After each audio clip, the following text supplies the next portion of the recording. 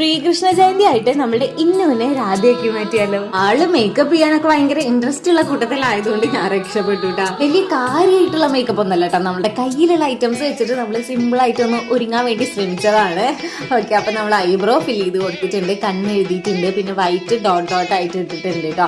അതിൻ്റെ ഇടയിൽ നമ്മൾ റെഡ് ഡോട്ടും കൂടിയും ഇട്ടിട്ടുണ്ട്. പിന്നെ നമ്മളുടെ താടി ഭാഗത്തും ചെറുതായിട്ടൊരു ഡോട്ട് ഡോട്ട് ആയിട്ട് ഇട്ടിട്ടുണ്ട് കേട്ടോ. പിന്നെ നമ്മുടെ രാധയ്ക്ക് ഇടുന്ന ദുപ്പട്ട മെറൂൺ തന്നെയായിരുന്നു കേട്ടോ. അവളുടെ ഡ്രസ്സും മെറൂണ്, ദുപ്പട്ടയും മെറൂണ്, വേറെ കളർ കിട്ടിയില്ല കേട്ടോ.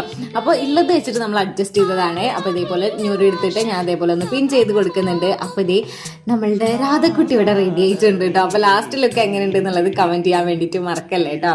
നാടകശാലയിൽ ചേർന്നു നിൽക്കും നാരായണ